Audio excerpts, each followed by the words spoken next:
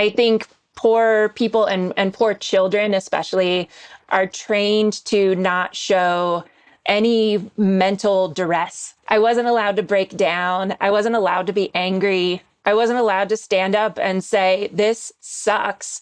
Like, this is not okay, because then I would pretty much be shown the door. I was expected to be a type of person that, reminded me a lot of like an Oliver Twist type of character, and just be very polite, very grateful.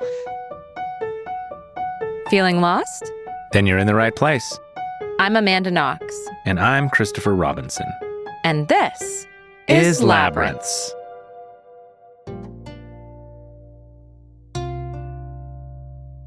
The first sentence of Stephanie Land's Maid, Hard Work, Low Pay, and a Mother's Will to Survive reads, "My daughter learned to walk in a homeless shelter."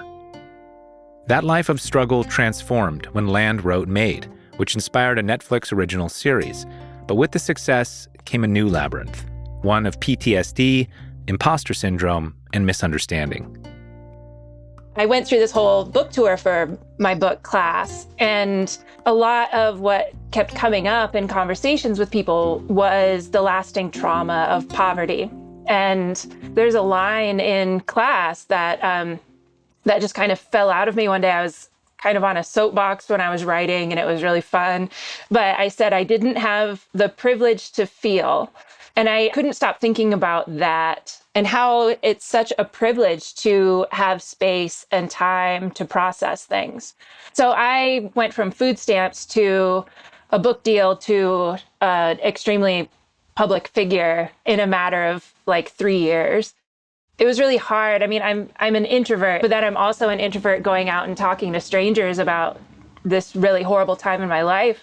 And just talking to strangers is enough, But, it was like everybody really needed me to enjoy it and to be out there living my best life and, just talk about how great things were. And it was really hard, not just for that, but because I felt very isolated in the amount of success that I was experiencing. I kind of took over my own Substack at the beginning of the year and called it The Privilege to Feel. And so I've been kind of trying to sit in that space and just really try and think about what that means. I mean, not just to feel, but what that requires. Yeah. There's this whole wellness industry. There's, people who tell you to treat yourself and take a break. And when I was a poor single mom, I mean, I was lucky if I went to the bathroom alone.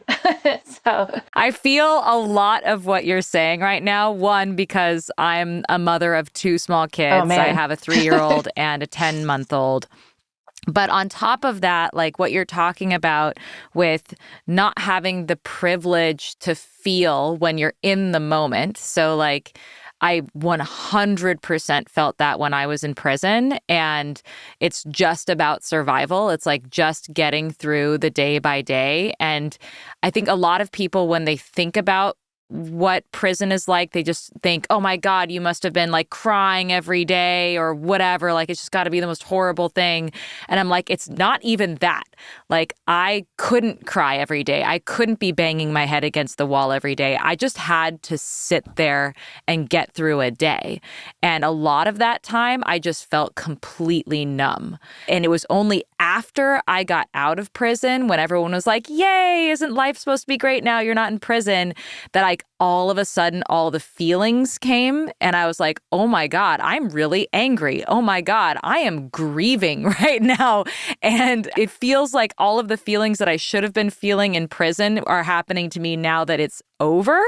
And that pressure to be like living your best life, like I can't tell you the number of times people have said to me like, oh my God, you've got a podcast, you've got a book, like you're doing so well. Like the idea is like, oh, look at you, you're not damaged.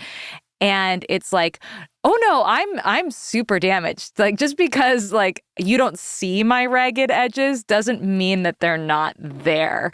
I try very hard to make people uncomfortable and to take a moment and think about why they're such huge fans, or why, they're calling me all of these things like inspirational and resilient, and the word that I kind of hate. And why do you hate the word resilient? Oh, Because I feel like it's assigned. They assign this resiliency to the person. And like, oh, look at you. You can overcome anything. You can do this. You're super mom. I had people tell me, I don't have to worry about you because I know that you're so resilient. And I'm just like, well, actually worrying about me would be kind of nice. Like, So, okay, I see. So you're saying like resilience, like if someone says you're resilient, that means that like, I don't have to think about your pain or your suffering, or I don't have to help you in any way. Is that how it's come across it's to you? also kind of a training program. I think poor people and poor children especially are trained to not show any mental duress. I wasn't allowed to break down. I wasn't allowed to be angry. I wasn't allowed to stand up and say, this sucks. Like, this is not okay. Because then I would pretty much be shown the door. I was expected to be a type of person that, reminded me a lot of like an Oliver Twist type of character, and just be very polite, very grateful. I think it's a lot of what I am trying to process now, of just realizing how much I still carry, how much trauma I still have just from being food and housing insecure. I mean, those two things alone are a lot. I'm pretty financially secure. As much as a writer can be. I have a house. And I know. As I'm saying that, I'm like, but I have no idea how much money I'm going to make next year. I'm much better off and don't have to worry about where the next meal is coming from. If my car breaks down, it's not a huge decision, of whether to fix my car, pay rent. I don't have to worry about that kind of stuff. But I mean, it's still interesting to me when the trauma from poverty still triggers me in some way. Can you talk about like some examples of that? Recently, I mean, we had to reschedule this call because we had this huge storm and our power went out. And it was just this really odd feeling of uncertainty just with the storm itself and trees falling down. You suddenly feel a lot more fragile, helpless. Yeah. And it's just kind of like in this very unknown, uncertain space of when am I going to be able to function fully again in this house? We had like some goldfish die, which is not like a huge deal, but it was just like triggering for me to have a living space that was not fully safe or functioning. Because we had been in a lot of spaces like that where there were things about it that were either not working or were kind of unsafe or sometimes scary. Little things like that. I have to sit with it and really pay attention to what my body's doing and be really empathetic to that and attentive and validating and just think about like, oh, okay, well, that makes sense. That makes sense that I want to hide under the covers and not do that much today. I need to kind of rest and absorb this. Yeah, I 100% hear that. I have that same thing with crowds or enclosed spaces because for obvious reasons, the enclosed spaces part, like if I can't get to the door or I don't know where the door is, if I don't know how to get out, I get very triggered, understandably. And then the crowds part, if for a similar reason, because the person becomes the obstacle between me and the exit. I get very claustrophobic in those situations, especially now, which is interesting because I've always been like claustrophobic about small spaces, like ever since I was a kid. I was never claustrophobic about crowds. In fact, I enjoyed being in crowds when I was a kid. I liked just having people around me, but now I just can't do it. Like I can't go to a concert. I even struggle to go to conferences or things like that, which I do now because of this, like the speaking and all of that, simply because I can't control my space and where my body is in that space. And that makes me sensitive to that situation, even though it's like not actually unsafe for me. It just feels unsafe. So I totally get that. The reason why I was so curious about your negative vibes about like the idea or the terminology of resilience is because I've written a whole meditation series about resilience for like a meditation app. So I've really like leaned into the term, and I think it's super interesting that you're leaning away for very justifiable reasons. And I just wanted to share with you a thought that I had when I was writing about it, because you're totally right. It's absolutely 100% valid to say that if someone uses the idea of resilience, like you are a resilient person, you are a person who is capable of accepting your circumstances to the extent that you become an effective mover through those circumstances, that means that in some way you are unharmable or you don't need help. And that was something that I very much pushed back against in the series that I wrote, especially this idea of like acceptance. Like, here is this life that I have to accept. I thought I was going to live this life where I was going to be free and I was going to have a family and I was going to have a career. And instead I find myself literally locked in a cage and I can't get out. I can either sit around suffering about the fact that I'm not living that life, or I can acknowledge what is around me and what my circumstances are, and I can try to live the best version of that life given the circumstances. That acceptance led to a clarity about my circumstances, which is where they were sad. I was in a shitty circumstance. Like, that was my life. That didn't go away. That part of it was like, okay, I have to accept that too. I'm not going to make this seem like it's a rosy experience where I'm living my best life in prison. I'm living the best life I can live in the circumstances that I'm in. That's like key difference. Instead of this romanticization of the experience, it's an acknowledgement of the reality of the experience and then doing your fucking best. And that includes things like depression. I was very, very sad for a very long time, and that was like my emotional baseline.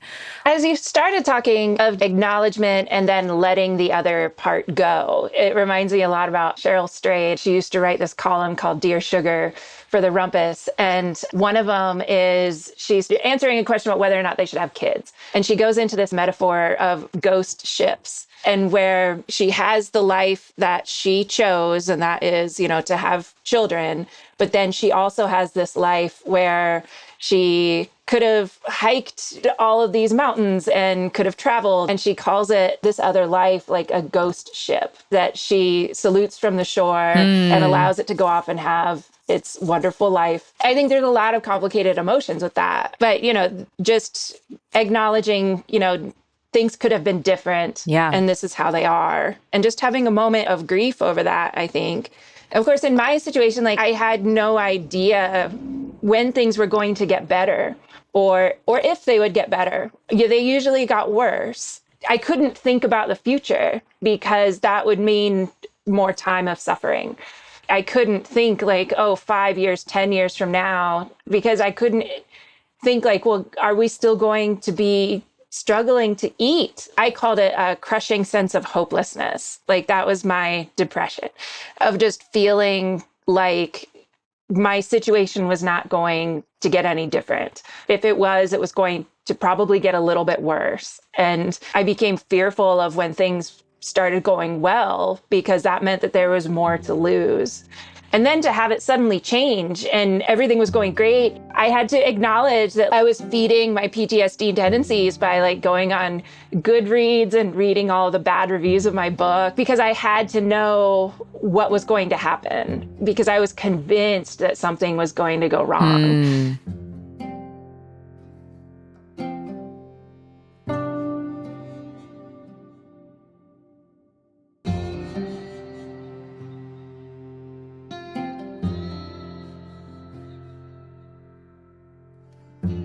People have often asked me, like, why do you read the horrible death threats that you get? And it's like, well, I kind of have to know. I don't know if somebody's going to show up at my house and kidnap me. Maybe they will, maybe they won't. But it's good to know that someone's thinking about it.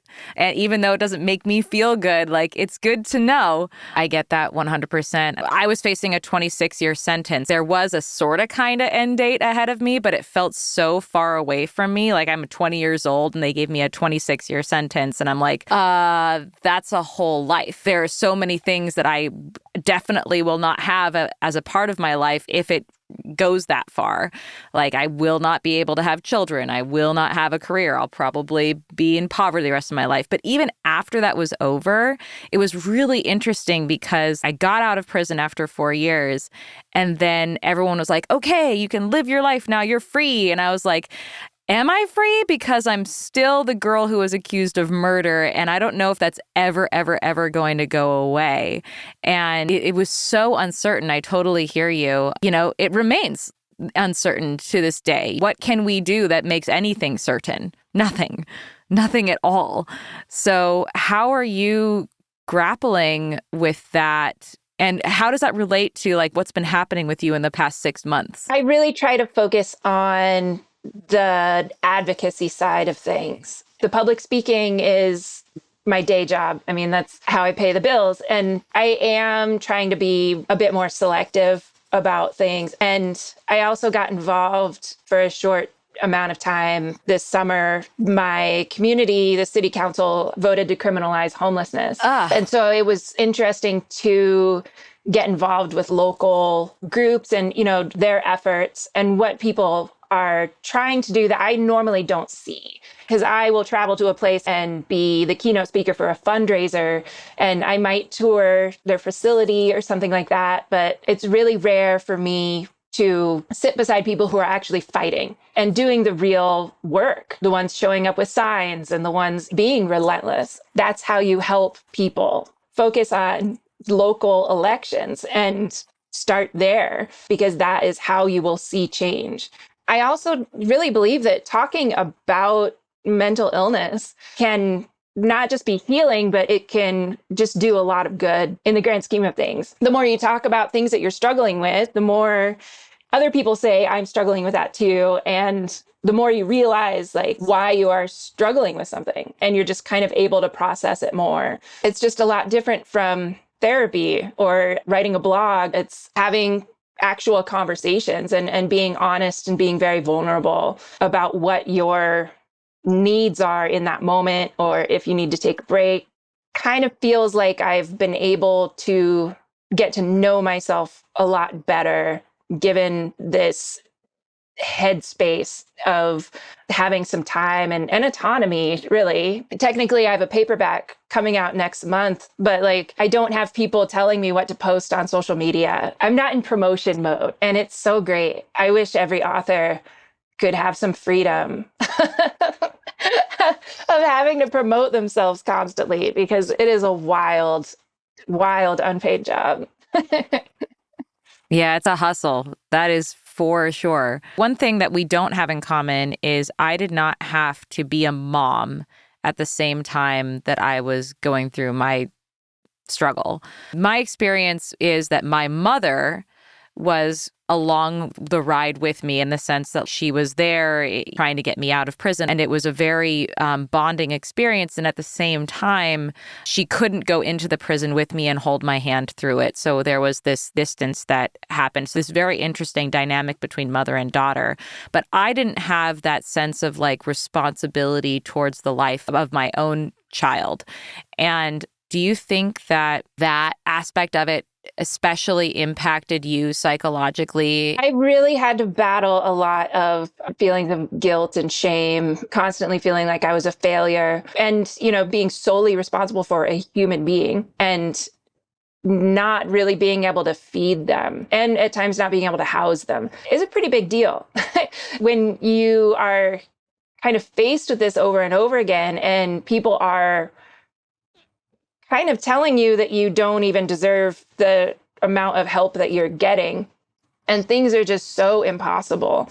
The way that I really survived was I started a blog because I saw our days just going by so fast. We were always driving somewhere. We were always getting to the next thing and then getting to bed, waking up and doing it all over again. And so I started to take a lot of pictures and just write just these moments that we had where I really felt connected. And those are still things that I fall back on and remember. And, my daughter's story does too. I mean, we'll talk about moments that we had together when, we were poor, and just how we did things that were fun. I think being able to hold on to those moments and really kind of meditate in them were really important for me, because otherwise you just start questioning everything. Like, oh God, what am I doing? Am I able to have this responsibility? And you just kind of start questioning whether or not you should exist. You can go south really fast with all of that. And, if I had 10 minutes, it was enough to just feel like everything was okay for just a minute. And this was a bonding / trauma experience that you shared with your first child. What is it like raising the second in different circumstances? So one time, Story and I were driving and talking about the chance that her little sister Coraline, who I think was like 8 at the time, might have to come home from school and be alone for, a half an hour or something every once in a while. And I remarked to Story, I said, gosh, we're questioning whether or not that's okay for Coraline, but for you, it was like kind of expected. You were getting yourself ready for school by yourself by the time you were in first, second grade. And Story just said like, well, Coraline had a different life than I did.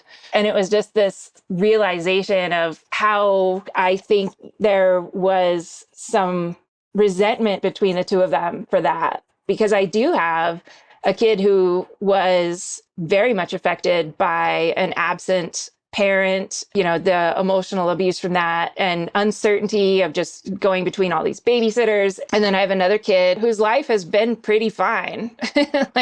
My husband adopted her 5 years ago, and that's kind of all she really has known. We struggled for the first couple of years, but it's not like she really remembers that. She was breastfeeding. It wasn't like she was worried about where the meal was coming from or anything. It's been interesting to me just in the difference that they see the world and how it affects them and what they worry about. I raised them both completely the same, but they are like night and day, two completely different children. And it's interesting as a parent, and I try my best to keep that in mind. I mean, it's so interesting because typically you see that kind of discrepancy of experience between generations. Like if I ask my grandma what her childhood was like, she's in war-torn Germany trying to find food anywhere. That's a very different experience than me growing up eating, all the food I can ever eat because I have a grandma who is giving me all the food. That's typically where you will hear that kind of difference in life experience. It's not usual to find that between siblings. For the last several years, I go way overboard with Christmas. Because you can. Yeah, it's just I'm making up for the 7 or 8 years that I could not afford anything. And so I have to keep that in mind as well. And every once in a while, it's like, hey, remember when I couldn't afford anything? Maybe we should keep that in mind. Just as a mom, there are a lot of knee-jerk reactions or impulses that I have to make up for things that I've probably already made up for at this point. And, so now it's kind of figuring out what is our normal. The last few years have been wild just for my whole family. And now my teenagers getting recognized around town for a Netflix series. It's a weird place to kind of be thrown into. What about making up things for yourself? I get the impulse of wanting to, make up for the time for your kids, but what about for yourself? Have you been giving yourself of things, or is that just that's a habit you can't quite crack? It's still hard to eat the good fruit in the fridge, the berries. And it took me a while to consume the things in the fridge that I would have normally have told myself, no, those are for the kids, because I didn't have a lot of room in my grocery budget. In the last 6 months, actually, I was struggling with some chronic pain. I have scoliosis, and it was affecting my ability to walk. Ugh. And so I finally started going to an acupuncturist. When you have chronic pain, especially, back pain, everybody tells you to try yoga and acupuncture. And I have a very visceral reaction when people tell me to do that. Because it's so luxurious? Well, it was so inaccessible. Appointments are an hour and a half. They're $100. They require time. They require money. And it's not something that you necessarily think is going to work. That's a big price tag for something that maybe might help. And then Story was going to prom. And so I was kind of in this atmosphere of, well, if I'm going to possibly write a full book about this notion of the privilege to feel, I need to go into these spaces that I've always told myself were not for me. I went and got a facial. It was weird. I think it's the music that they play, this forced relaxation music. And then I'm like laying there while someone basically puts lotion on my face. It was not comfortable for me. It was so strange. I mean, the one thing that I have started to really appreciate is a person that I found who does lymphatic massage. Okay, what's that? She helps your lymphatic system drain. And I'm so atheist, but she's like a fucking miracle worker. I have watched my youngest daughter had some kind of like fluid buildup in her leg and watched it shrink down within this one set. It was just like, it's crazy. I started seeing her regularly about a year ago. It helps my body process stress. I feel congested with stress sometimes to the point where like I can't really read emails. I mean, more than normal. And I can't really think creatively. I can't really write. I can't do a lot of things that I enjoy just because like I'm so full of all of these reactions of what I've been experiencing. It's been extremely helpful. She's incredible. And then, you know, even therapy, I've had the same therapist for 6 years. And that's wild to me. When I was super poor, if I found a therapist, you know, there was maybe an allotted like 4 sessions that I could do. And you can't accomplish anything in 4 sessions. And for me to have this years-long relationship with a professional and to hear her reaction and to have this kind of outsider view has been really helpful, especially when things appear to be good. That's when we have time to like look at other stuff. Well, it sounds like there's always a little bit of an edge, though, with you. Like there's a discomfort in the comfort. Does that ring true? I grew up mostly in Alaska. I've been wearing the same clothes for the last 25 years. I really try to remain the same person fundamentally. But I think what I am realizing is that being a public figure is just really hard for me in almost every way. Like I get to the point where I'm almost agoraphobic. Just because I think in Missoula, especially, people approach me a lot and touch me and go into their stories. And I'm just trying to pick out an apple. And I never know when it's coming. And it's really difficult for me. So I do have periods where I get so overwhelmed with things that I can't go to the grocery store. There are things that have definitely changed me fundamentally, but I still try to be the same person.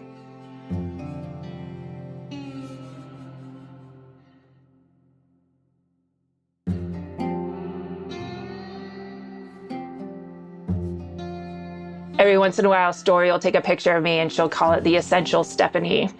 Like, your outfit today is just the essential Stephanie. Like everything is just exactly how you've been for my whole life.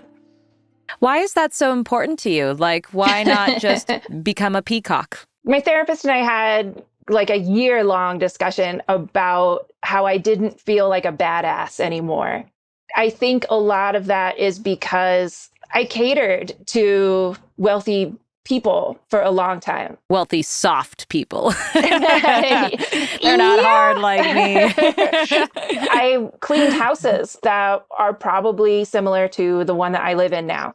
I kind of felt like I had on the outside become this person that I was mistreated by and had grown to hate at one point. And because I was either serving them their coffee or their food or, you know, cleaning their house and their toilet, and it felt very taken advantage of and really just loathed being around them because they were so out of touch with things that I was experiencing. And it's not like I could say anything, you know, in the moment. When I started traveling to be a public speaker, you know, as an author, I would go to these events where I was supposed to mingle, which for me, no, anyway. But I ended up hanging out with the caterers and the wait staff just because that was the community that I had for most of my life. I think it's been weird for me to balance that place because I kind of felt like I had lost that community, but I also didn't really fit in with the community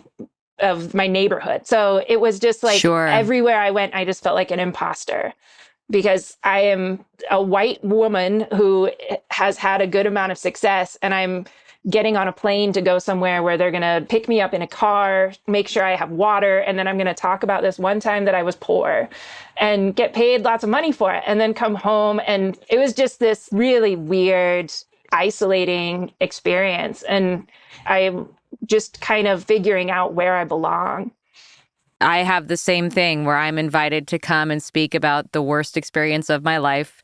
And, I'm flown there and I arrive and they pick me up and then I do the thing and then the mingling and then the going home and being like, all right, check. It's right. Like, it is a very unique experience in the sense that I don't know other people who do that job.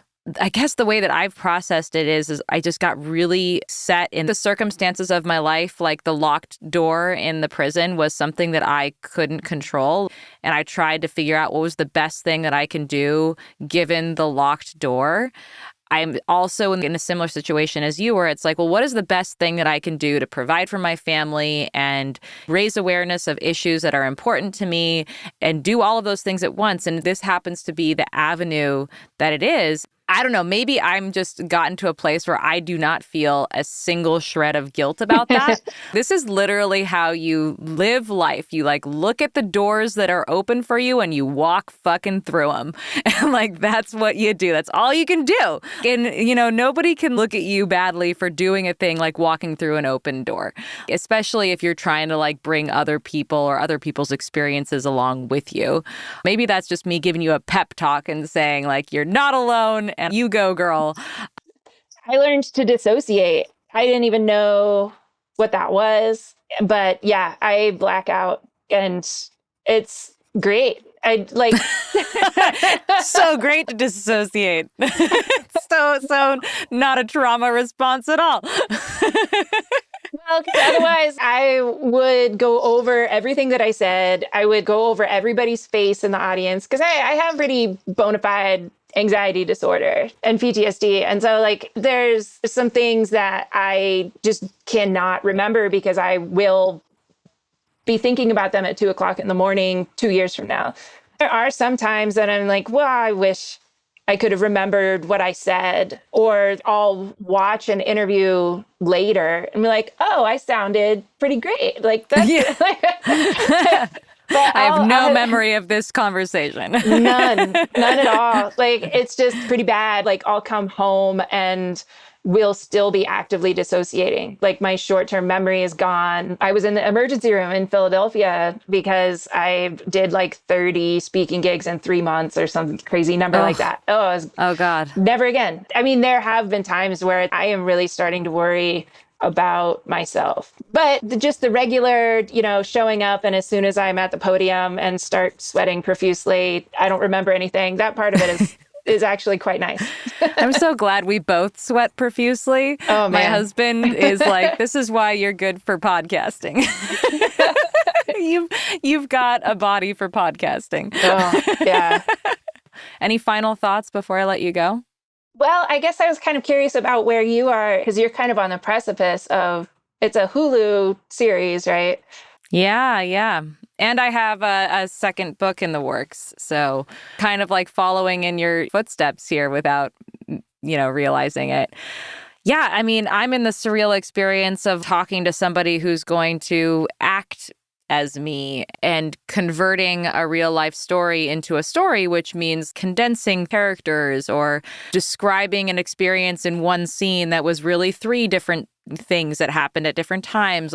We both are storytellers. We understand what story involves and how sometimes you have to bend the truth in order for it to be more truthful or more absorbable, because real life is messy and not linear. And I mean, I've found it a very gratifying experience because I've been an executive producer on the project and I've had a lot of say in the creative process. That was really important to me because for the longest time, people have been exploiting my story for their own purposes and their own profit and their own benefit and to tell their own kind of story that has always been at my expense.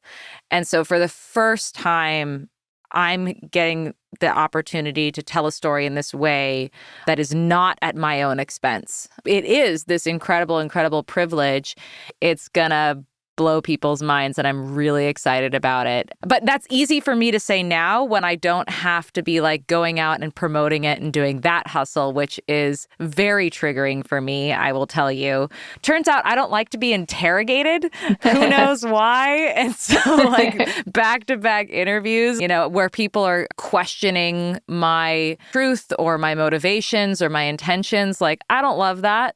But I guess I've been through worse and I've been through it before. And so I'm just going to be on for the ride. I take this attitude of like, you know what? Life just keeps throwing shit at me and I'm just like doing the best I can. And I'm just like trying to stay buoyant. And then I'll go home and cry in my closet and nobody has to see it. Boy, the interviews for the Netflix series, I think I was doing it's probably an exaggeration, but like 15 a week. It was intense. But I was still like in pandemic times.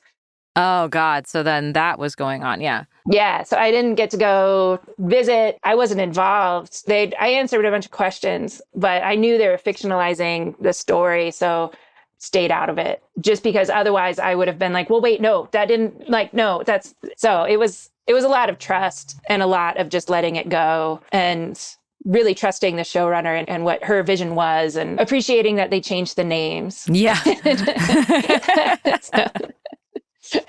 I don't get opportunities to talk to people whose lives have been made into a limited series. I feel like I went through 4 or 5 different identity crises of people expecting me to be a person who they had fallen in love with on screen. And actually, no, my mom is not bipolar. Right. Right. So yeah, I was curious about that, I guess, because I hadn't had the chance to talk to anyone who had been through that process. It's a big process. I mean, I felt this long before the idea of a Hulu show ever came about, like while I was still on trial, like the idea that there's a story about us that exists in the world and there's a character that has my name and face and is not me, and yet I'm living the consequences of that story. That's something that I've been feeling my entire adult life, ever since I was arrested and the whole story came out about me being this psycho sex killer, blah, blah, blah. The foxy noxy of it all and the objectification and the sexism and the misogyny that was all deeply ingrained in that story that I observed while living in prison, living the consequences of that story that absolutely did not map onto reality. I got a deep, deep understanding of how other people project their own fantasies onto you. That's just something that all human beings do all the time to greater and lesser degrees. And I feel like maybe that's a little bit what you're experiencing now that like your story's out there in all these different platforms is like people are finding parts or whole parts of your story that really resonate with whatever experiences and ideas that they have embodied in them. And they're projecting that onto you. And in some ways, you have some say over that. You've written a book and it's your story. And at the same time, you don't know what's in other people's heads when they think about you. You don't know what you represent to people. When that idea space of you comes into the grocery store when you're trying to pick out an apple, it is disconcerting. There's no reciprocity. First of all, you don't know who that person is and you don't know what their story is and you can't project your own reality onto them. And also, there's a little bit of a sense of expectation because you represent something to them. There is some sort of onus on you to embody that for them and interact with them and have a pseudo relationship. And I've been grappling with that for years, my entire adult life, because of that insane story. Like people sending me death threats in prison and then people also sending me like marriage proposals in prison because this idea of a person that was in their mind. I do think that it's isolating. One thing I wanted to ask you about was like the concept of having a village of people who you trust and who are there to support you, because being a human being is not an isolated journey. So when you find yourself isolated, it's incredibly difficult. And I struggled with that for a long time when I first got out. of prison was feeling like I didn't have a community.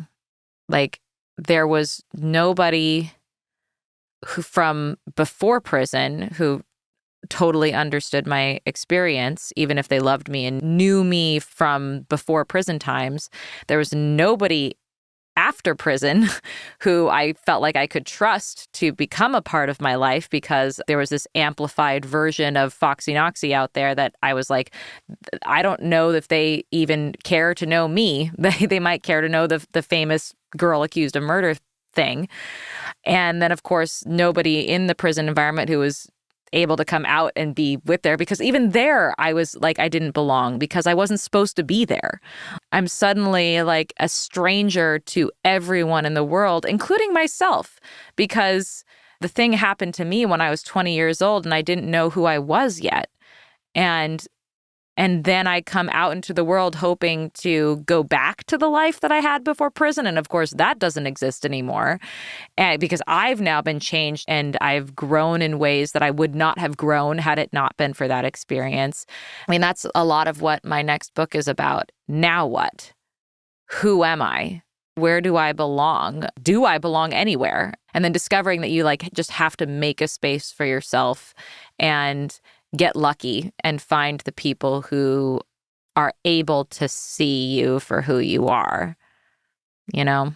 I do have a group chat that I've come to rely on where I don't believe or suspect that the relationship is transactional in some way.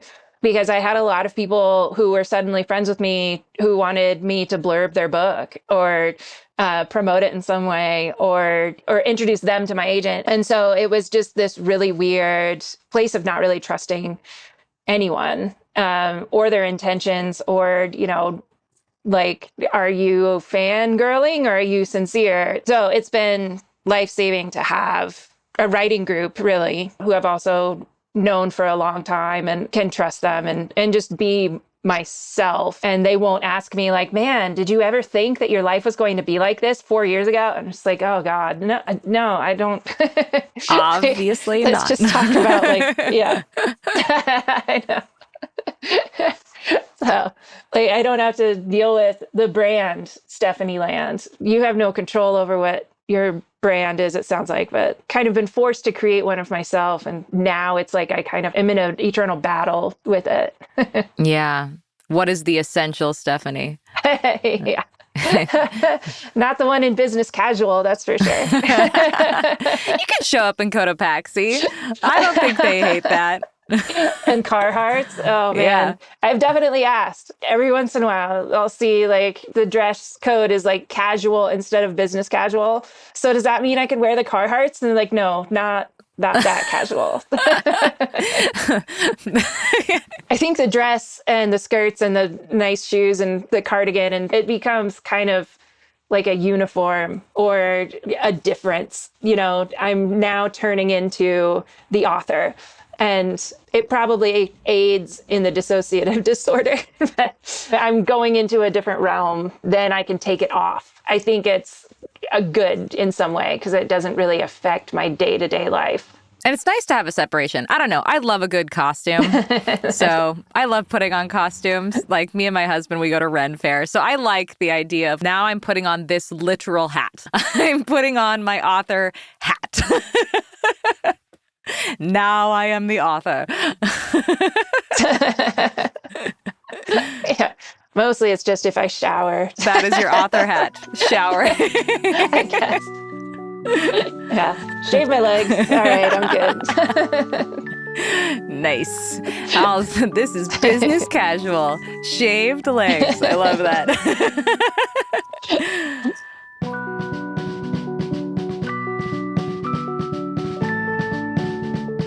You can find Maid, Hard Work, Low Pay, and a Mother's Will to Survive, and Class, a memoir of motherhood, hunger, and higher education, anywhere books are sold. More of Stephanie's writing can be found at stephanieland.substack.com. Her social media handle on all platforms is @Stepville. In the meantime, get lost with us.